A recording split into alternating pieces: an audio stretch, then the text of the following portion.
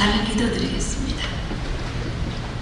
사랑의 아버지 하나님, 감사와 영광을 드립니다. 대한민국의 자유민주주의 체제를 허락해 주시고 저희들이 시장경제를 통해서 풍요와 번영을 누릴 수 있도록 하나님 인도해 주심을 감사드립니다. 하지만 저 북한 땅에는 아직도 공산노의 왕조하에서 억압받고 고통당하는 우리의 사랑하는 가족들, 우리의 이웃들, 우리의 민족이 있습니다. 아버지 하나님, 이 시간을 통해서 저희들이 주님께서 원하시는 이 한반도의 자유와 민주화, 시장경제 체제가 올바로 들어서는 그런 나라를 만들므로써 하나님께서 기뻐하시고 온 세계가 평화로운 하나의 세계가 될 수 있도록 하나님 인도하여 주시옵소서. 남은 모든 시간을 주님께 부탁드립니다. 예수님의 이름으로 감사하며 간절히 기도드립니다. 아멘. 제가 오늘 여러분들께 드리고 싶은 말씀은 대한민국과 북한의 현격한 차이를 만들어낸 것은 무엇인가에 대해서 말씀을 드리고 싶습니다. 저는 갈라디아서 5장 1절 말씀을 아주 좋아하는데요. 그리스도께서 우리를 자유롭게 하시려고 자유를 주셨으니 그러므로 굳게 서서 다시는 종의 멍에를 매지 말라, 이렇게 하나님께서 말씀하셨습니다. 이 말씀은 우리나라의 초대 대통령이셨던 이승만 대통령께서 유언으로 남기신 말씀이기도 합니다. 며칠 전에 저희 아버지께서는 하늘나라로 가셨습니다. 그래서 제가 2주 전에 여기를 오기로 했는데 갑자기 일이 생겨서 못 오게 됐는데요. 저희 아버지는 평양 창동교회의 교인이었던 분이시고 삼중학교 시절에 진화론을 가르치는 선생님에게, 선생님은 선생님이 이제 원숭이가 진화해서 사람이 되었다고 이제 하는 선생님의 말씀에 저희 아버지께서 손을 들고 일어나셔서 선생님은 그러면 잼내비 아들 하십시오, 우리는 하나님 아들 하겠습니다, 이렇게 이제 말씀을 하셔서 학교에서 쫓겨나게 되셨던 적도 있습니다. 평양 창동교회에서 신학생활을 하면서 YMCA 회원으로도 활동을 하셨는데 그 당시에 김일성 정권을 반대하는 그런 운동에도 가담하시고 평양 성화신학교에서 신학을 잠깐 하신 적이 있습니다. 그런데 6.25라고 하는 전쟁이 저희 아버지를 고아로 만들었고 저희 가족을 남과 북으로 갈라서 이산가족을 만들었습니다. 저희 아버지는 당시에 진달래꽃이 다시 피면 미군이 돌아온다라는 그 말을 미군의 그 약속을 믿고 남아있는 YMCA 회원들과 함께 삐라도 뿌리고 그 다음에 조직도 확장하고 이렇게 하다가 붙잡혀서 17년 형을 선고받게 되었습니다. 소년이어서 17년 형을 받았는데 같이 붙잡힌 일부 사람들은 징역 20년 이상, 일부는 총살당하고 이렇게 이제 했습니다. 저희 아버지께서 생전에 저에게 간증하시기를 독립에 있는 소년교화소에서 말라리아에 걸렸는데 많은 사람들이 말라리아 때문에 열병으로 푹푹 쓰러져서 죽어갔다고 합니다. 그때 아버지께서는 하나님을 붙잡고 원망을 했다고 해요. 하나님, 내가 뭘 그렇게 잘못했길래 나한테 이렇게 가혹하게 하십니까? 이런 원망을 쏟아놓으신 적이 있다고 합니다. 저희 아버지께서는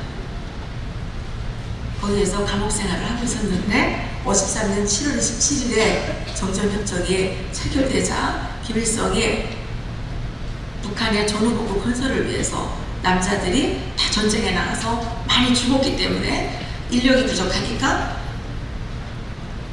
만 19세 미만은 다 미성년자다, 그래서 정치범들은 다 무죄로 석방을 시켜라, 이렇게 해서 저희 아버지가 감옥에서 나오게 됐습니다. 저희 아버지는 34년생이셨고 그때 생일이 그 2개월 모자라기 때문에 그 만 19세 미만에 걸려서 그 나오게 됐는데 평양 강남 벽돌 공장에 이제 배치를 받게 됐었죠.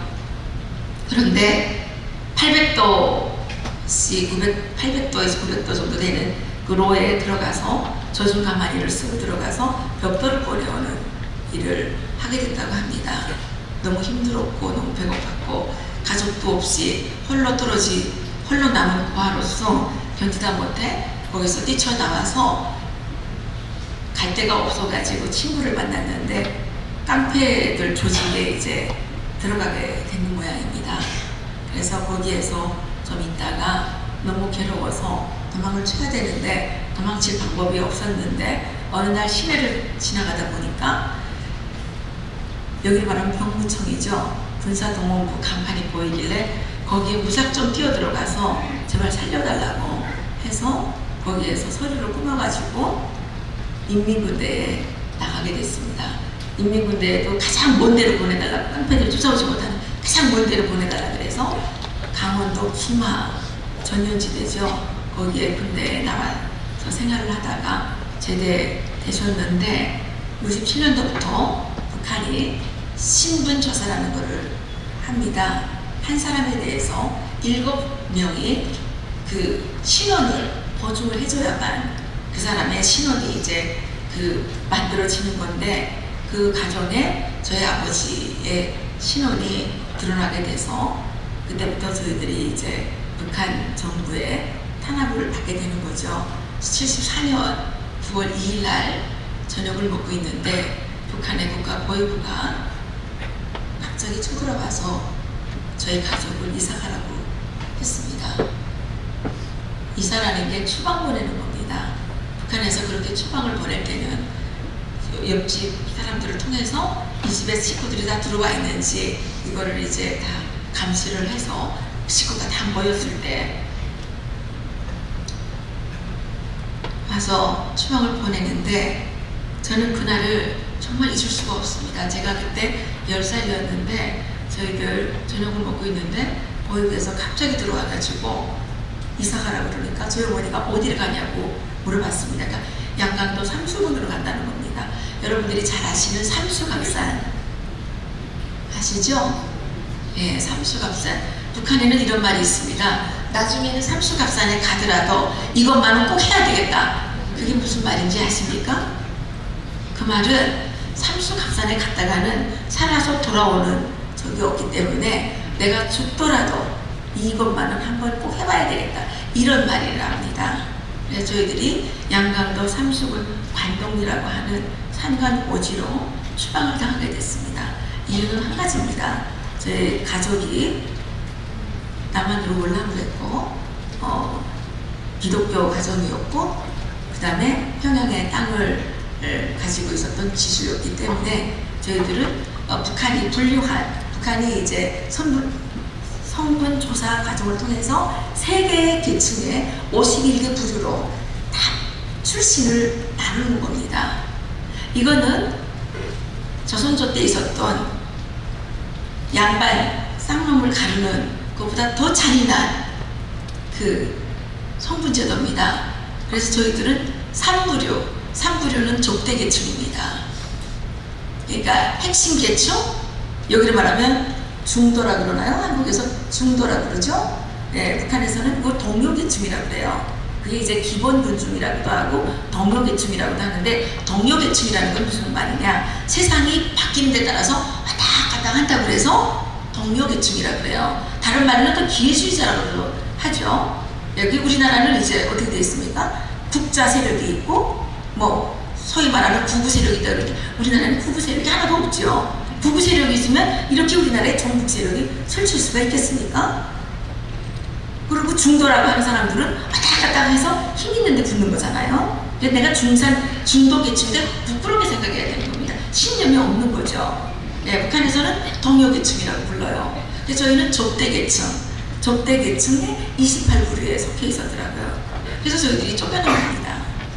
쫓겨나는데 저희 어머니가 거의 기절할 상태에서 나는 우리 아버지랑 그러니까 남편이랑 이혼하겠다고 하셨어요.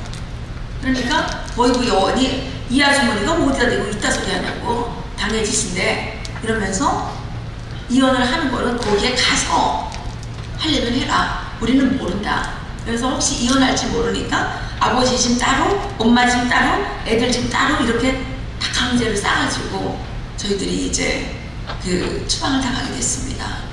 그날 새벽 5시에 저희 어머니가 날 보고 외할머니 집에 갔다 오라 그래서 제가 그때 도망치는 생각이 지금도 생각하면 등골에 땀이 납니다. 저희 아파트가 6층짜리 아파트였는데 저희가 5층에 살았어요. 저희 집이 10층, 5층 10호였고 북한은 이제 집에 화장실이 없어서 평양 아파트에 화장실이 없어서 이제 18호 집에 화장실이고 6호 집에 화장실이 있어요. 근데 그 저희 집이 중가운데 있으니까 제가 버스 정류소가 가까운 거기로 이제 나가는데 어디 가요? 그러더라고요. 보이부 요원이. 그래서 제가 저희 어머니가 변소 가요. 그러니까 이제 그 사람이 저희 집을 지키고 있다가 다시 들어갔는데 제가 그 사람이 따라오는지 안 따라오는지를 이렇게 살펴보다가 18호 집 앞에 그 화장실까지 가가지고 거기서 뛰어내려가는데 그 캄캄한 계단 그 5층을 어떻게 뛰어내려갔는지 전 지금도 생각이 안 나요. 그리고 막 뛰어가서 버스 정류소에 갔는데 마침 우리 아파트 거기는 버스 정류소가 있어요. 버스 정류소에 갔는데 버스가 마침 오더라고요. 그래서 버스에 막 정신없이 올라타가지고 할머니 집에 외할머니 집에 이제 갔는데 한 2시간 지났나요? 바깥에 차가 왔어요. 저를 잡으러 온 거예요. 그래서 제가 끌려서 평양 성신역전에 끌려갔습니다. 근데 그때 우리처럼 추방 가는 사람이 하도 많았어요. 뭐 2만 명이라는 얘기도 있고 2천 명이라는 얘기도 있고 한데 저는 그거 잘 모르겠어요. 어쨌든 특별열차 28량인가를 이렇게 구성을 해서 추방 가는 사람만 다 실었는데 너무 사람이 많이 들어가지고 막 의자에 3명씩 낑겨 앉았어요. 근데 여러분들 그 징병 그 뽑는 영화 보셨죠?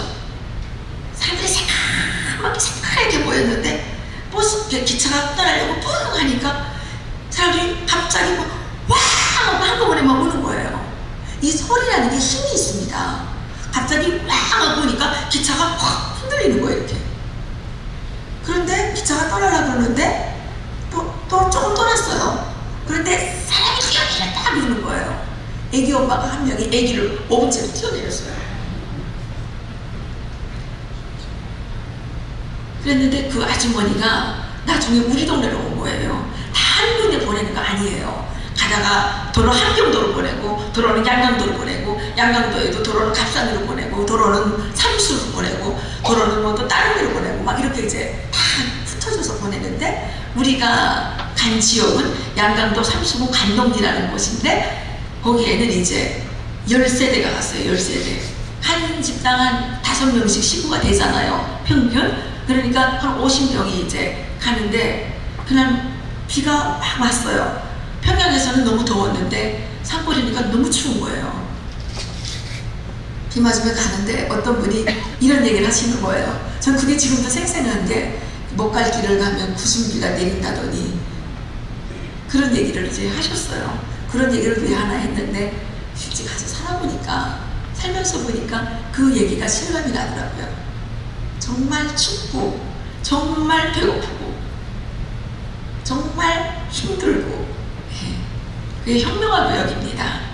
거기에서 그 아주 심한 육체적인 노동을 통해서 고통을 당하면서 다시는 이 체제에 대해서 나쁜 생각을 안 하겠다라는 것을 이제 깨우치라는 겁니다. 혁명화 보내는 거죠. 근데 우리가 간 데는 혁명화구역이고 집단관리소라고 있어요. 집단관리소는 부부가 같이 살지도 못해요. 이게 주로 이제 북한에서 보내는 그런 그 지역들이 님산, 광산, 탄광 이런 육체적 노동이 필요한 데죠. 조선시대의 노예제도는 뭐가 다른 거 있습니까? 자기들이 힘든 일을 시켜 먹어야 되는데 힘든 일을 사람들을 아무렇게나 할 수가 없으니까 출신성분제도라는 걸 만들어가지고 그렇게 사람들을 강제로 그런 데다가 집어넣어가지고 우리를 고통을 주는 거죠. 대부분 안 줘요. 감자 농사 지어야 돼요. 나는 한국에 오니까 여기서 뭐 유기농 한다고 자체로 농사 지어서 먹겠다는 사람들이 있는데 난 그런 사람들 보면 정말 바보라고 생각을 해요. 자기들은 농사 지어 먹고 사는 게 얼마나 힘든지 아십니까? 우리 감자 농사 지을 때요, 우리 뼈 짜면서 기름을 짜서 먹는다고 얘기를 했어요. 우리 뼈 짜면서 기름을 짜서 먹는. 저희 어머니 거기 갔는데 관절염이 생겨서 산에 올라갈 때는 벌벌 기어서라도 올라가는데 관절염 있는 사람들이 내리막길이 어렵습니다. 감자를 40kg, 50kg, 60kg씩 지고 다 등짐으로 져서 나가야 돼요. 무슨 운반 수단이 있기랍니까? 뭐랍니까? 감자 배낭을 마대를 지고 까꾸로 서서 내려와야 되는 거예요. 다리가 아프니까. 그렇게 해서 감자 농사 지은 게 그게 살로 가겠습니까? 뼈 짜면서 왜 기름을 뽑아서 먹는다는 말을 하는지 좀 실감이 나시겠습니까? 근데 감자 농사, 자기네 농사만 지어서 먹으면 그래도 그거는 낙원이죠. 강제 노동을 얼마나 많이 시킵니까? 아버지들은 산속에 님산에 들어가서 집에 오지도 못해요. 6개월에 한 번이나 겨우 올까 말까 해요. 아버지가 한 번 내려올 때 보면요, 온몸에 이가 뜨실뜨실하고요. 집에 들어오기 전에 옷을 벗어야 됩니다. 산속에서 씻지를 못하는 거죠. 산속에 물이 있습니까? 불이 있습니까? 저희 아버지는 수염이 많아가지고 이렇게 구레 나누시였어요. 그래서 저는 거기 있을 때 털보네 딸이었어요. 별명이. 저희 아버지가 수염이 많다고. 정말 거기에서 저희들은 너무 많은 죽을 거리를 겪었습니다. 그래도 참 안 죽더라고요. 우리가 거기서 이제 8년 만에 해산에 왔는데, 저는 우리가 출신성분이 나쁘기 때문에 제가 이 출신성분 나쁜 데서 벗어날 수 있는 길은 유일하게 공부를 잘해서 국가를 위해서 무슨 공로를 세우는 거라고 생각을 했어요. 그래서 너무 열심히 공부했는데, 출신성분이 나쁘면 북한에서는 대학교 입학시험을 보지 못하게 합니다. 시험 봐서 떨어지는 건 그래도 그건 괜찮은 거예요. 시험을 못 봐요. 입학 통지서, 입학 시험 볼 수 있는 추천서를 주지를 않아요. 그래서 저는 그때 대학교 추천을 못 받았어요. 그런데 한 달 동안 저는 힘도 없고 백도 없고 그냥 저한테는 오직 눈물밖에는 할 수 있는 게 없었어요. 우는 일밖에는 할 수 있는 일이 없었어요. 한 달 동안 울었어요. 한 달 동안. 한 달 동안 계속 울었더니 눈이 이렇게 퉁퉁 부어가지고 막 눈을 뜰 수 없을 정도로 부었어요. 저희 담임선생님이 그런데 저 아이들을 세워놓고 저한테, 야, 네가 뭐 공부만 잘하면 대학 가는 줄 알아야. 너희 부모들이 너절하게 살았기 때문에 제가 대학을 갈 수 없다 그러더라고요. 제가 한국에 와서 이문열 작가를 만났는데 그분 아버님이 월북했잖아요. 그래도 그분은 서울대학교 다녔더라고요. 한국에 뭐 우리가 이런 얘기를 하면, 야, 여기도 연자제 있었어. 한국의 연자제는 연자제도 아닙니다. 거기는 배국으로 사람을 이 목줄을 딱 내놨기 때문에 마음대로 갈 수도 없어요. 제가 쫓겨났을 때 11살인데 우리 외할머니가 맨날 편지 써서 보내는데 눈물이 뚝뚝뚝 떨어진 편지를 보냈어요. 제가 어렸을 때 우리 외할머니가 저를 보고 키우셨거든요. 그래서 제가 여름방학에 외할머니 좀 만나러 가려고 했는데 저를 감옥에 잡아갔어요. 제가 잘못한 것도 없어요. 저는 차표 사러 나갔어요. 차표. 열차표 사러 나갔는데 열차표를 안 팔아주는 거예요. 어떤 사람한테 부탁했는데 이분이 이제 나를 그 열차표 그 역전 그 안내원한테 이제 데려가니까 이 역전 안내원이 저를 분수소로 데려갔어요. 여기 말하면 파출소 같은 데겠죠. 거기서 제가 잡혀간 거예요. 그래서 그 감옥에 가 있었어요. 제가 그 감옥에 들어가니까 6명이 있는 거예요. 6명이. 5명이 있는 거예요. 남자애가 4명, 여자애 1명.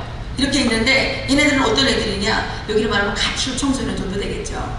부모들이 다 계모, 계고 이렇게 돼요. 그러니까 애들이 배고프고 하니까 집에 뛰쳐나왔는데 다 잡혀와 있는 거예요. 여자애는 언제 잡혀왔는지 팬티에 구멍이 다 뚫어져가지고 생식기가 다 보이는 거예요. 근데 이 남자애랑 같이 있어요. 조목이도 같이 들어갔어요. 저 끄트마리에 변기통 하나 있어요.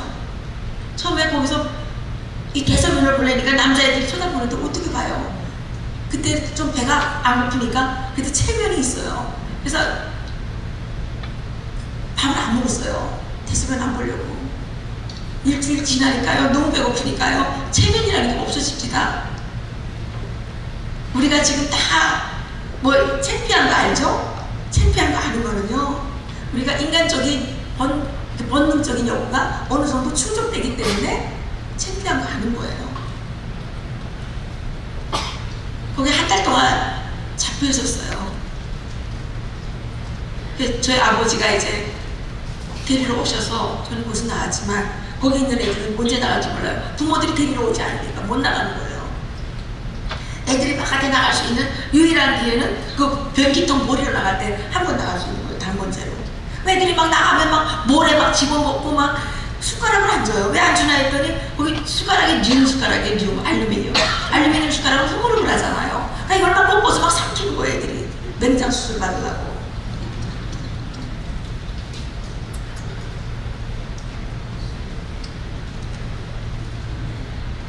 그랬었는데 저는 이제 우리 선생님이 저를 그렇게 모욕적인 말을 해서 학교를 갈 수가 없었어요. 너무 창피해서. 우리 부모가 노절하게 살았대는데 어떻게 애들 앞에 얼굴 들고 나갈 수가 있겠어요? 저는 일주일 동안 학교를 못 갔어요. 학교를 못 가니까 북한은 학교 안 가면 데리러 와요. 저녁에 데리러 오고 아침에 데리러 와요. 아침에는 진짜 아픈지 안 아픈지 보려고 데리러 오고 저녁에는 너 내일 학교 올래 안 올래 이거 알아보려고 데리러 와요. 일주일 동안 계속 누워있는데 뻔뻔한 사람이 계속 누워있을래도 그것도 고문 아니겠습니까? 일주일 만에 제가 결심을 했어요. 학교에 갈 수도 없고 그렇다고 계속 누워있을 수도 없고 나는 죽어야 되겠다. 그래서 저는 식구들이 다 출근한 다음에 농약을 풀어서 모구잔에다가 그 우화독수라고 있어요. 북한에 집에 빈대들이 많기 때문에 농약을 갖다가 다시 보관하고 있어요. 그걸 풀어서 제가 꿀꺽꿀꺽 마셨어요. 근데 영화에서 보는 것처럼 그거 마시면 욱 하고 죽는 줄 알았는데 이게 죽지를 않는 거예요. 이제 그 쓰러졌는데 저희 어머니가 그때 뭐 살으려고 그러니까 그랬는지 저희 어머니가 중간에 오셔가지고 저를 발견해서 병원에 이제 데려가서 장을 다 청소해내고 살았습니다. 그래서인지 모르겠지만 하나님께서 대한민국에 제가 이제 온 다음에 하나님께서 엄청난 축복을 해주셔서 이화여대에서 장학금 받으면서 석박사 하고 명지대에서 경제학도 박사과정을 또 하게 됐어요.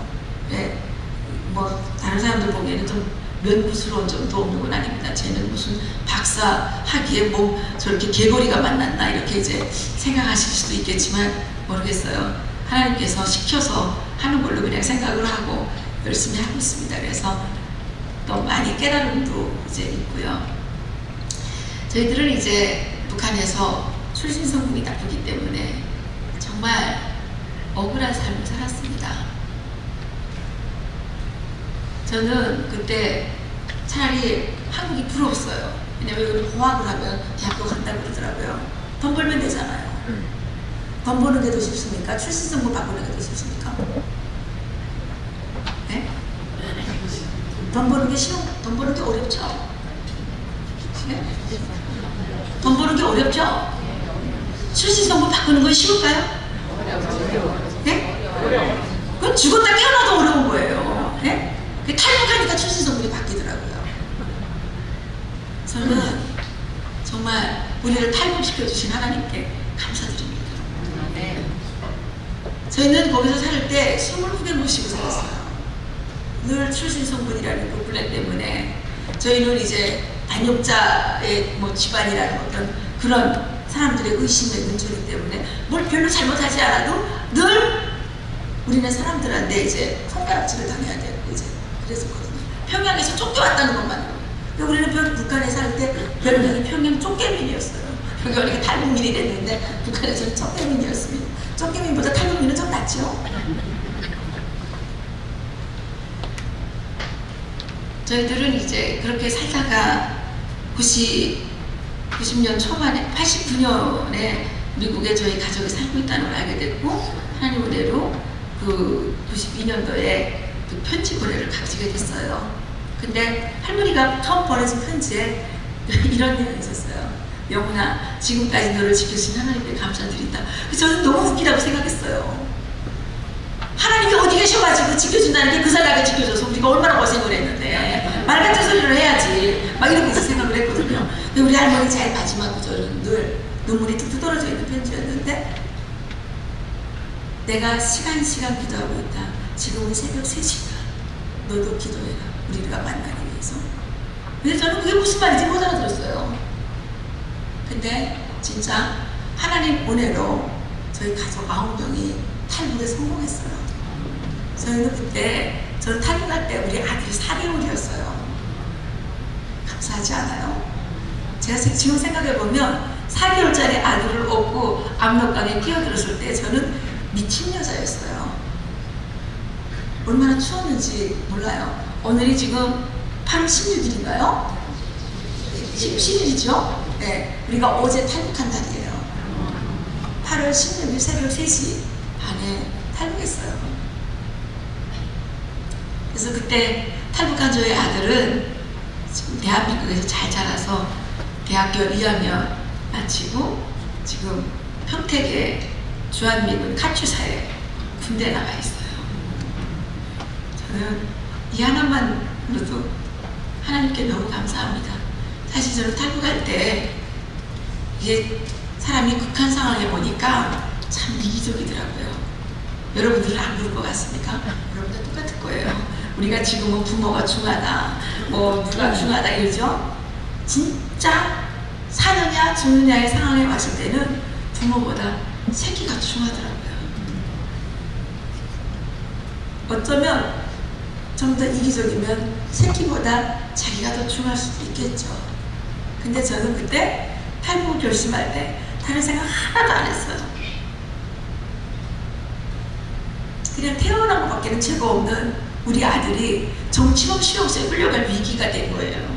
왜냐? 미국에 있는 LA에 저희 고모네가 살고 있는데 고모 딸이 책을 썼어요. 할머니가 있는 풍경. 그게 한국에서 베스트셀러 됐죠. 미국에서 베스트셀러 됐어요. 거기에 이제 우리 아버지 실명으로 그 YMCA에서 활동하면서 김일성 물러가라 이렇게 피켓 들고 싸운다는 거예요. 우리가 북한에 살고 있는데 그 책이 있으면 어떻게 해요? 근데 저는 그 사실을 안 다음부터는 거기서 바깥에서 발자국 소리만 나도 우리를 잡으러 오는 것 같아서 불안해서 살 수가 없었어요. 저는 그때 한 가지 소원이 태어난 것밖에는 죄가 없는 우리 아들 중국에라도 내가 피신시켜놓고 내가 죽어도 죽어야 되겠다 이런 생각만 했어요. 우리 어머니가 안 가겠다는 거예요. 못 가겠다는 거예요. 왜냐하면 우리 어머니는 또 형제들이 있잖아요. 우리 어머니하고 우리 아버지하고 창고에서 막 싸우시는 거예요. 우리가 때는 집에서 말을 못했어요. 혹시 도청장치가 돼 있을까봐 집에서 말을 못하고 중요한 말을 하려면 쿡 찔러가지고 눈치 돼가지고 바깥에 나가서 말을 했어요. 저희 아버지하고 저희 어머니가 창고에서 싸우시는데 뭐라고 싸우는지 아십니까? 저희 아버지가 저희 어머니 보고 당신 빨갱이야? 그러시는 거예요. 저희 어머니가 저희 아버지 보고 혈육의 변절자 막 이랬어요. 그래가지고 가족 간에 이게 합의가 막 안 되는 거예요. 그러니까 우리 엄마가 너무 밉더라고요. 그래서 저는 안 되겠다. 설득이라는 게 없어요. 설득 안 돼요. 협박했어요. 그래서 일부가 먼저 탈북한 다음에 우리는 안 돌아갈 거니까 보육부에 잡혀가서 죽겠으면 죽고 모르겠다 그랬어요. 그래서 나머지 가족이 다 왔어요. 그래서 우리가 일가족 9명이 정말 하나님 은혜로 무사히 탈북을 했어요. 서울에 와서 만났어요. 서울에 와서. 근데 우리가 오니까 또 한국에 IMF가 왜 옵니까? 우리가 97년 10월 19일에 한국에 왔는데 97년 12월 28일 날 IMF 발표가 났잖아요. 야, 우리 어머니가 맨날 그랬거든요. 야, 팔자가 사나우면 뭐 이부 자식이 3년 빠지고 이게 무슨 말인지 모르시죠? 아세요? 모르시죠? 무슨 말이냐면 재혼을 해서 시집을 갔는데 그 집에 있는 딸이 그 자기보다 나이가 3살이 위드라는 거예요. 얼마나 괴롭겠어요. 그래서 우리가 그러시는 거예요. 야, 팔자가 사놓으면 이부 자식이 3년 맞이라고 그러더니 뭐 이러면서 또 뭐 죽그릇이 죽이 너무 먹기 싫어가지고 심리를 도망갔더니 죽이 먼저 와서 있더라는 거예요. 그리고 우리 어머니 맨날 그러시는 거예요. 근데 그거 오니까 글쎄 우리 죽기 살기로 왔는데 여기는 또 IMF가 또 오십니까? 그럼 우리가 정말 쫄았죠. 저는 처음에 IMF 상황에서 그 호텔 청소부 이제 시작했어요. 월급 50만 원 받고. 근데 한 달 일해보니까 아들 공부 못 시키겠더라고요. 근데 그때 많은 목사님들이 나보고 신학교 가라는 거예요.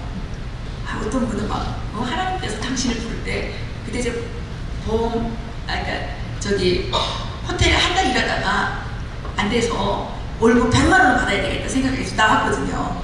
그래서 일자리를 계속 구하러 다니는데 일자리가 없는 거예요. 그때 뭐예요? 4호점. 4호점 뭔지 아시죠? 4호점, 562도, 38선. 아시죠, 다? 38선 뭐예요? 38세 명예퇴직, 45세 정년퇴직, 56세까지 일하면 도둑놈. 그랬잖아요.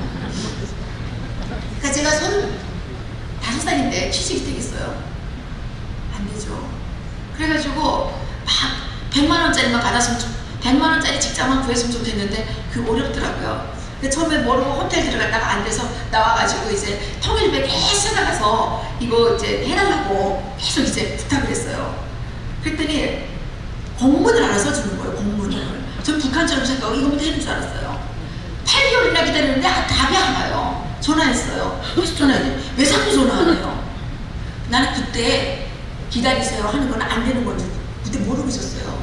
지금은 알아요. 기다리세요. 근데 안 되는 거더라고요. 근데 우리는 그때 뭐 기다리세요 하면 되는 건 줄 알아요. 계속 기다렸는데 계속 답이 안 오는 거예요. 아니 나 거기 동문 갔는데 근데 마침 또 거기 이사장이 다른 데로 간다고 신문에 공지가 났어요. 그래서 나 우리 공문 갔는데 그럼 왜 면접에서 봐야 되는 거 아니야? 그랬더니 우리 회사는 탈북자 안 봤으면 내려올 거예요. 제가 3일을 들었어요. 이불을 내려놓고 3일을 보는데 여러분 울 때요 누가 와서 너 왜 오냐 이렇게 물어봐야지 힘이 나서 울 수가 있어요. 아무도 너 왜 오냐 이렇게 물어보지도 않으면요 힘이 나서 못 울어요. 아니에요? 그렇게 물어보신 적 없으시죠? 힘 없으면 못 울어요. 누가 그래도 이렇게 와서 터치해줘야지. 그러면 또 새로운 거 기운이 나서 막 울 수 있거든요. 그래서 막 지쳐가지고 못 울겠는 거예요. 그래서 이제 생각해보니까 내가 바보였다. 내 운명을 통일부에다 맡겨놓고 맨날 기다리게 정말 바보 같다는 생각이 들었어요.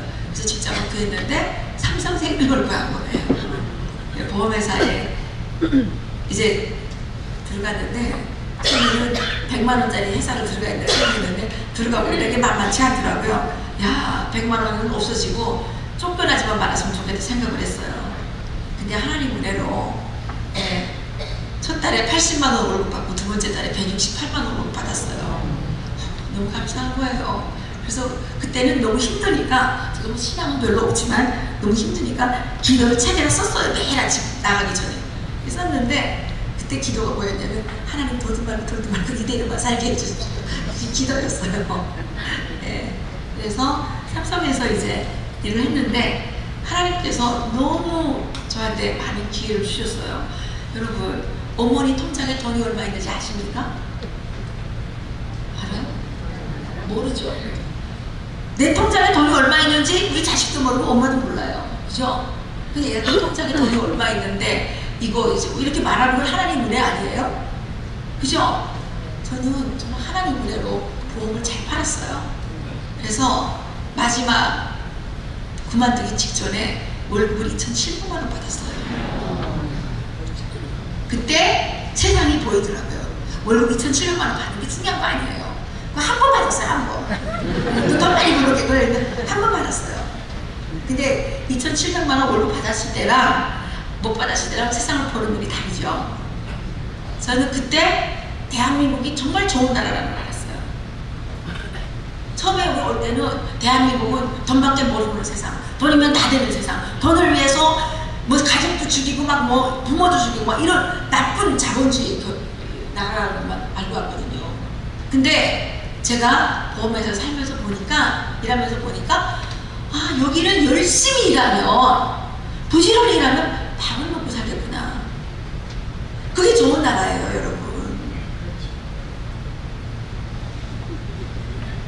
성경에 땀 흘려서 일하라고 그러죠? 그게 그래서 그런가 봐요. 그게 좋은 나라더라고요. 북한은 왜 나쁜 나라냐? 열심히 일했는데 굶어 죽은 나라예요. 북한 사람들이 1994년부터 96년 말까지 300만 명이 굶어 죽었습니다. 이거는 팩트예요. 300만 명이 굶어 죽었어요. 북한 사람들이 그동안 계속 놀았습니까? 여기 사람들보다 훨씬 더 열심히 일했어요. 살아보니까 열심히 일했는데 왜 굶어 죽었느냐?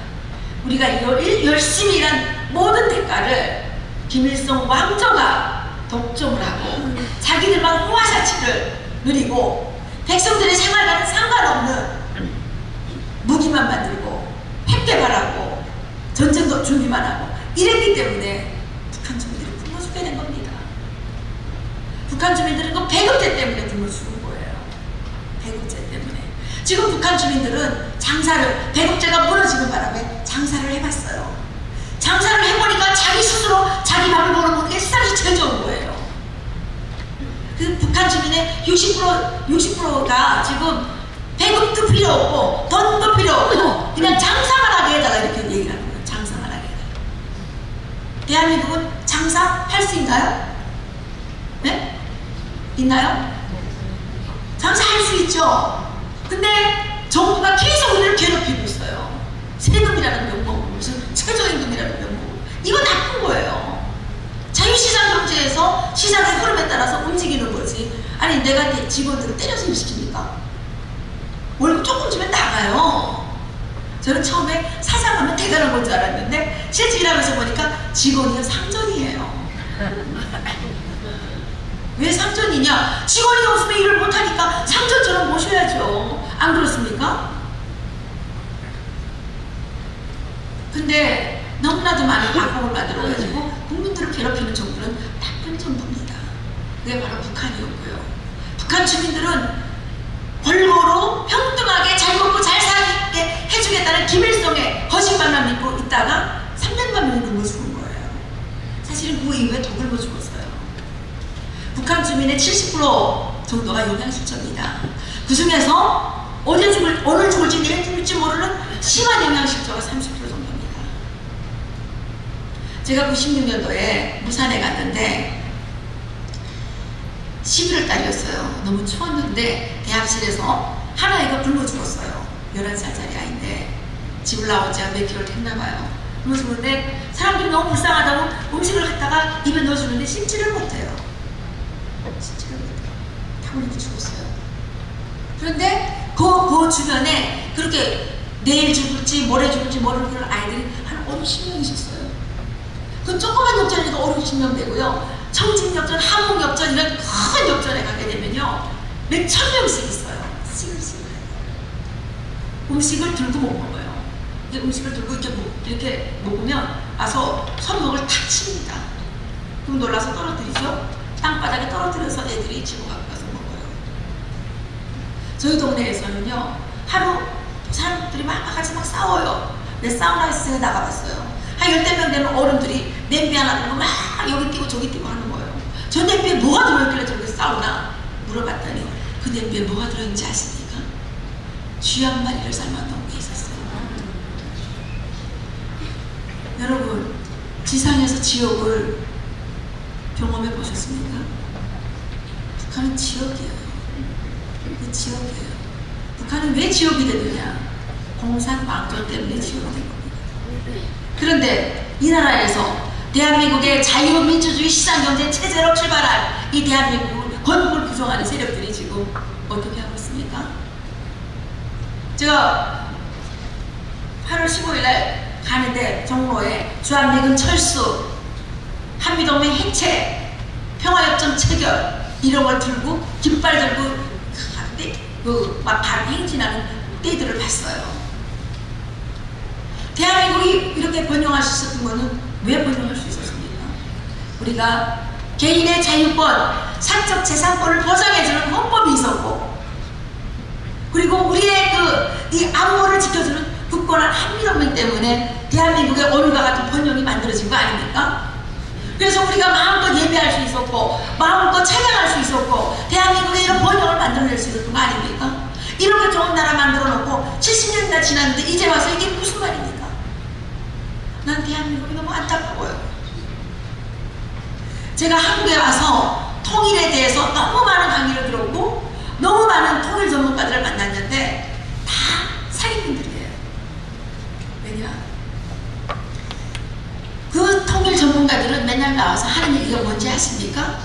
북한의 자연구원이 많기 때문에 통일이 되면 몇천조 원의 질을 우리가 다 팔아먹을 수 있으니까 우리가 부자가 될 수 있다. 북한의 노동력은 싸구려기 때문에 우리가 북한 노동력을 막 이용하면 우리가 돈을 더 많이 벌 수 있다. 이게 말이 되는 겁니까? 안 되는 겁니까? 북한의 자연구원이 그렇게 많으면 북한 사람들이 왜 지금까지 굶어 죽고 있겠어요?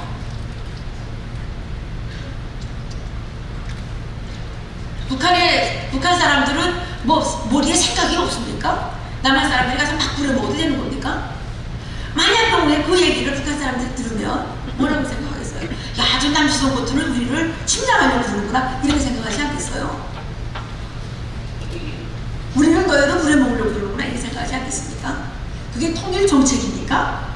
통일 편입? 통일 비용? 이게 통일 정책입니까? 절대 아닙니다.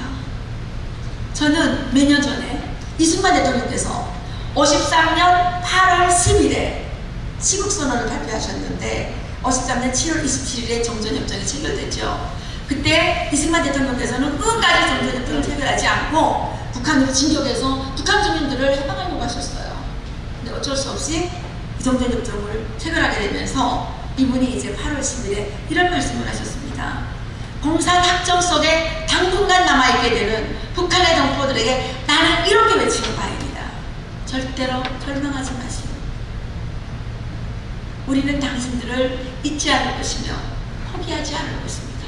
우리의 잃어버린 이북 오도를 다시 찾고 북한의 불쌍한 동포들을 구출하려는 한국민들의 근본 목표는 과거와 마찬가지로 장래에도 그대로 남아있습니다. 이렇게 말씀하셨습니다. 그 말씀 생각하신 분 계십니까? 북한은 왜 지옥이 됐고 북한 주민들은 왜 노예가 됐고 북한 주민들은 왜 그렇게 맞아 죽고 얼어 죽고 굶어 죽고 하는 그런 비참한 처지에 빠졌을까요? 거기에는 하나님의 공의가 없고 공산 왕조가 들어섰기 때문에 그러는 거죠. 45년도에 해방된 게 중요합니까? 저는 45년도 8월 15일에 해방된 게 중요하지만 그보다 더 중요한 것은 1948년 8월 15일에 대한민국의 자유, 시장경제와 민주주의 법치제도를 골간으로 하는 자유민주주의 체제를 이 땅에 세운 것이 더 중요하다고 저는 생각을 합니다. 이것이야말로 혁명이고 이것이야말로 대한민국의 중심입니다. 그런데 이것을 부정하는 것이 말이 되겠습니까? 저는 통일의 목표는 단 한 가지라고 생각합니다. 북한 주민들에게 자유를 주고 북한 주민들의 재산권을 보호해주는 법치국가를 북한에 세우는 것이 이승만 대통령께서 세우셨던 또 하나의 대한민국을 북한에 만드는 것이 우리의 통일의 목표가 되어야 된다. 그것만이 올바른 통일이다. 저는 그렇게 생각을 합니다. 여러분들이 혹시 이승만 대통령께서 1904년 한성 감옥에서 쓰셨던 독립정신을 읽어보셨는지 모르겠는데 그 책을 꼭 읽어보셨어요. 우리 자녀들에게 그 책을 꼭 읽으십시오. 거기에는 독립적 개인이 사는 것이 무엇이냐, 자유인간이라는 게 무엇이냐, 자주적 인간이 된다는 건 무엇이냐, 그게 다 나와 있습니다. 자주적 국가는 어떤 것이고 국민은 어떤 것이고 국민의 의무는 무엇이고 국민의 권리는 어떤 것이고 국가의 공무원들은 어떤 사람들이 돼야 되는지 그게 다 나와 있더라고요. 저는 그 책을 처음에 읽으면서 심장에서 피가 뛰는 걸 느꼈어요. 그래서 북한 엘리트들에게 이승만 대통령의 독립정신을 익혀야 되겠다 이런 생각을 한 적이 있습니다. 그 책이 그동안 없었는데 최근에 그 비봉출판사에서도 만들고 그 독립정신이 좀 많이 경험물도 나와 있고 이제 나와 있습니다. 여러분들이 꼭 읽으시고 또 여러분 자녀들에게도 꼭 읽었으면 좋겠습니다. 그러면 지금 우리 아이들이 책임은 다하지 않고 그냥 방탕하게 사는 것이 자유인 줄 아는데 이게 자유가 아니라는 거, 진정한 자유는 어디에 있는지 알게 될 겁니다. 그러면 우리가 좋은 나라를 만들 수 있겠죠. 좋은 나라라는 거는 위대한 인간이 만드는 게 아니고 위대한 국민이 만드는 나라라는 거를 저는 그 책을 통해서 알게 됐어요. 여기에 계시는 모든 분들이 좋은 사람이 되고 정말 자주적인 인간이 되고 그 정말 독립적인 인간이 되실 때 이 대한민국은 진정한 독립국가로서 진정한 자주국가로서 우리가 될 수 있는 거죠. 그리고 이것을 우리가 북한 주민들에게도 전파함으로써 북한 주민들도 개인의 자유권, 사적 재산권을 가진 민주주의 시민으로 거듭날 수 있도록 돕는 것이 우리가 해야 되는 일이 아닌가 이렇게 생각합니다. 통일하면 떨면 안 됩니다. 통일은 우리의 세금을 갖다 꽂아주는 게 아니고요. 북한 주민들이 자기 스스로 독립적인 인간으로서 자기 생명을 책임지게 하는 겁니다. 그렇지 않습니까? 그러려면 어떻게 해야 됩니까? 북한의 공산 왕조를 없애버려야 되는 겁니다. 김정은이가 1년에 쓰는 호화사치 비용이 7억 달러 이상 된다는 거 여러분 아시죠?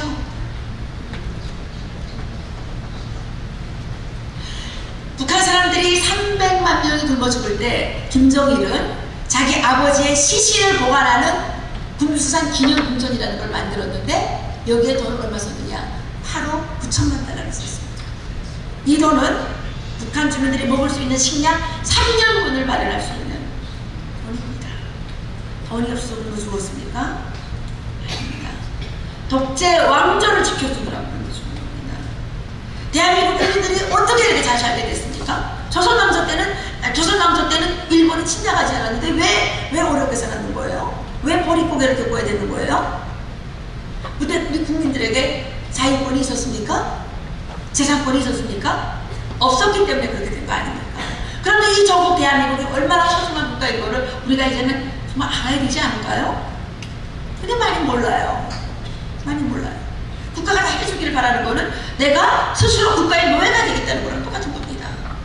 국가는 우리를 해주는 것이 아니라 국가는 우리를 위해서 심부름하는 기관입니다.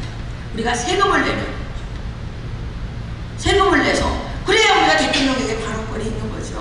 대통령이 우리 꼴 다 빼앗아다가 김일성이가 뭐 자기가 이래서 북한 사람들 목에 살렸습니까? 북한 주민들이 일한 거를 다 빼앗아다가 자기 거를 만들어가지고 그건 우리가 일한 거를 주면서 생색을 낸 거 아닙니까?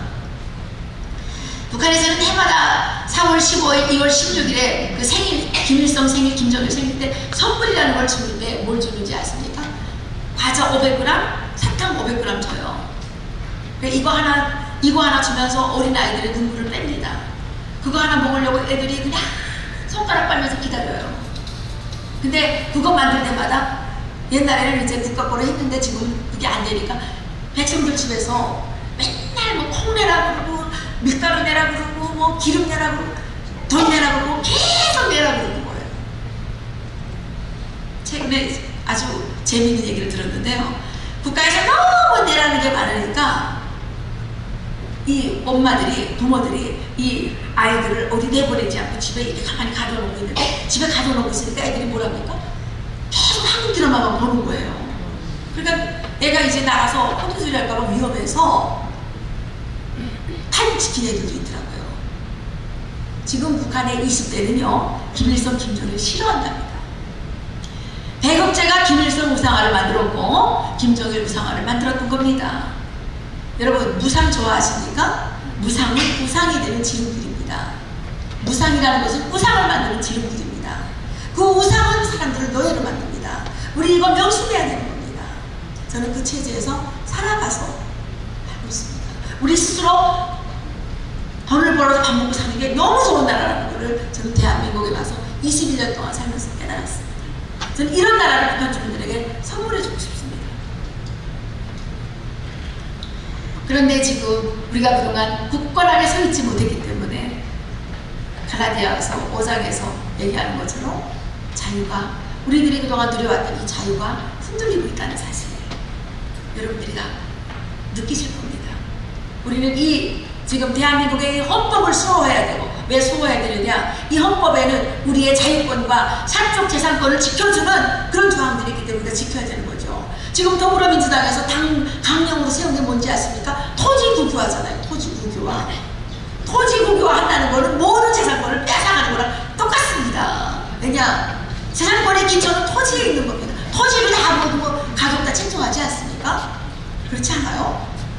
나는 땅이 없어요. 그렇지만 저는 토지가 국유화되기를 원하지 않아요. 왜냐하면 토지를 국유화하게 되면 그게 바로 공산주의 국가로 가는, 지금 공산주의로 갔다는 그 확실히 기준, 이정도 같은 거 되기 때문에 토지 국유화가 안 되는 겁니다. 국가가 무슨 권리로 토지를 국유화합니까? 북한이 그렇게 한 거죠. 개인들의 땅을 빼앗아서 무상으로 나눠주는 척 했다가 다시 빼앗아서 국유화 해가지고 북한 주민들을 노예로 만든 거 아닙니까? 우리 국민들이 깨어나서 대한민국의 자유민주주의 시장경제 체제를 지키지 않는다면 우리의 아이들의 미래가 너무 암울해집니다. 저는 대한민국의 이 자유민주주의 시장경제 체제를 지키는 이 운동이 교회에서 일어나야 된다고 생각해요. 왜냐하면 공산주의라는 것은 인간의 오만에서 하나님의 자리를 강탈하는 게 공산주의자더라고요. 제가 그 명진의 경제학과에 가서 공부하면서 보니까 그렇더라고요. 공산주의는 왜 나쁘냐? 공산주의는 사탄이기 때문에 나쁜 것이고, 공산주의는 인간이 하나님이 되게 되는 게 공산주의자더라고요.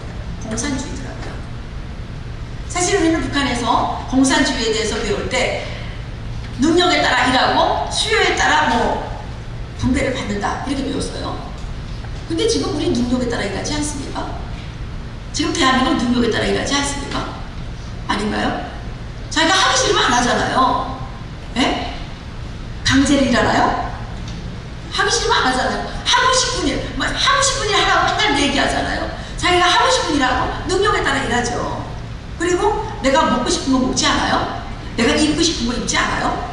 입기 싫은 거 입나요? 아니죠. 북한은 하고 싶은 일 하는 게 아니에요.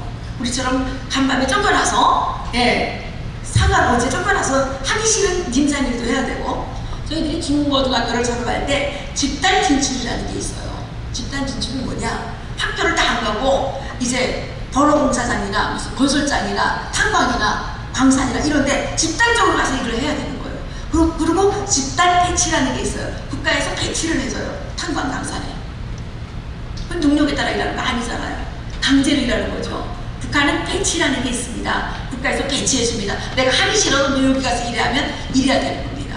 그런데 1년 동안, 그러니까 6개월 이상 무직을 치게 되면 그러니까 직장을 안 다니게 되면 감옥 가야 돼요. 우리는 30년 동안 무직했다고 감옥 갑니까? 네? 여기야말로 지금 능력에 따라 일하는 거예요. 그렇잖아요? 네. 수요에 따라 수요에 따라 자기가 돈 버는 거 갖고 와서 먹고 싶은 거 사고, 입고 싶은 거 사고, 집도 사고 싶은 거 사고, 이러는 거 아닙니까?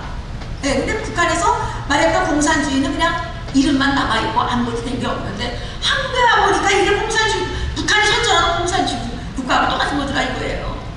근데 이걸 누가 만들어줬습니까? 어느 위대한 지도자가 혼자서 만들었습니까? 아니죠.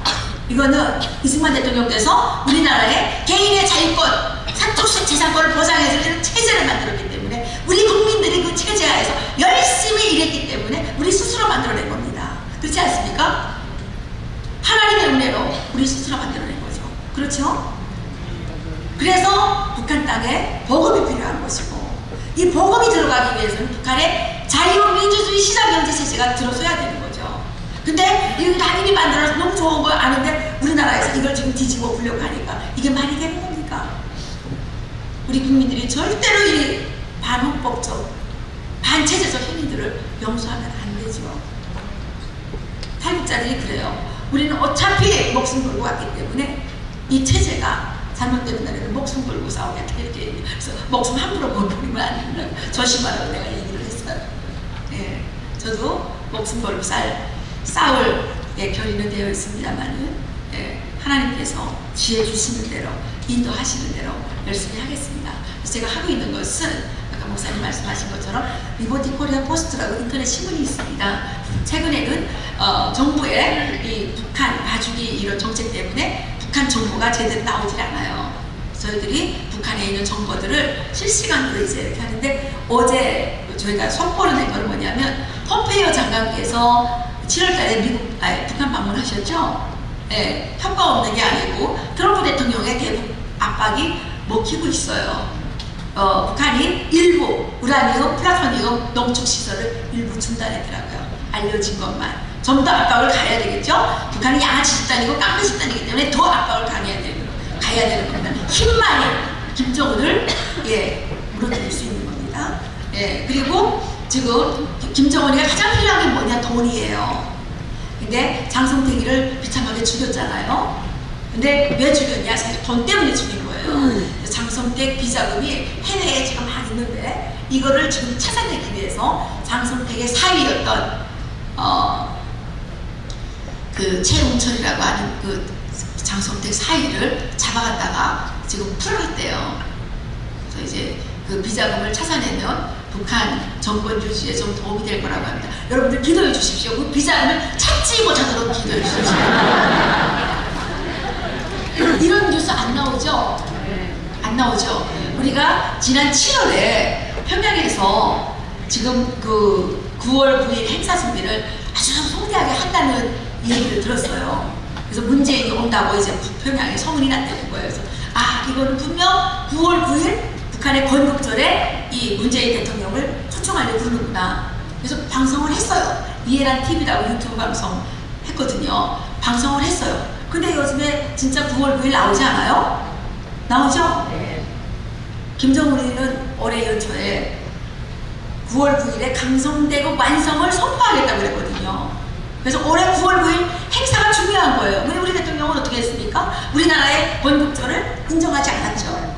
근데 북한의 구구절 행사에 가가지고 북한의 건국절을 인정해주면 되겠습니까? 안 되겠습니까? 이게?